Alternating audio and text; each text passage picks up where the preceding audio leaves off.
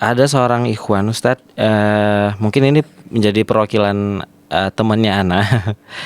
Eh, Sebelum melangsungkan pernikahan, orang tuanya berpesan kepada anaknya untuk mencukur jenggotnya Ustadz di hari pernikahannya. Iya. Sehingga itu menjadi sebuah hal yang mungkin berat bagi seorang anak untuk mengikuti perintah orang tua atau mengikuti sunnah Rasul. Itu gimana Ustadz di saat di hari pernikahan? Iya, mungkin ini memang masalah yang paling banyak dihadapi oleh teman-teman yang mau menikah ya. Iya. Mulai dari pelaminan yang harus disanding dengan calon istrinya, atau juga mungkin nanti ada musiknya, atau mungkin ada ikhtilatnya.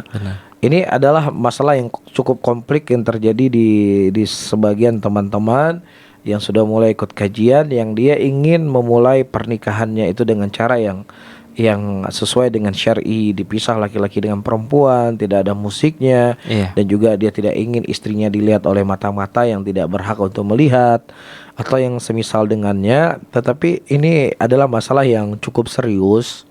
Ya, nah mungkin kita perlu taktik dan metode dan perlu cara ya, bagaimana supaya pernikahan yang kita inginkan itu terwujud dan ya apa yang kita inginkan juga dengan cara-cara yang kita sebutkan tadi juga terjadi seperti itu.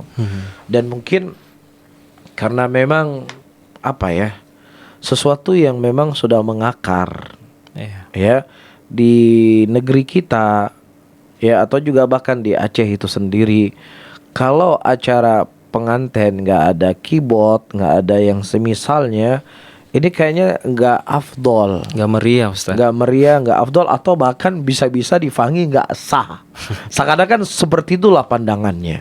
Jadi terkadang kalau misalnya si anak berkata, "Ma, ayah, ini kan saya mau menikah, tetapi mungkin nanti kan sudah pakai make up, sudah pakai baju adat, pas sholat duhur itu kan repot itu sholatnya.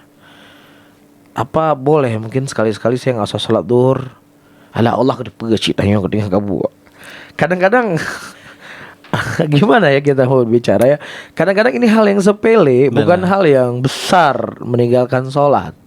Allah kedepes tanya kan tibu nyo naje ya andet asam dan semayang, kadang-kadang begitu.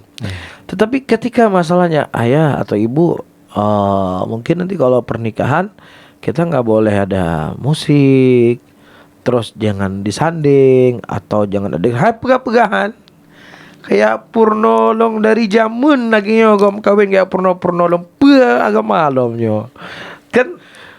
Itulah saya sebutkan tadi, perubahan dari sisi pemikiran, perubahan dari sisi akhlak, itu tanpa terasa kita terjajah sebenarnya dengan pemikiran-pemikiran yang itu sangat jauh daripada syariat Islam itu sendiri. STA TV, media syiar Islam.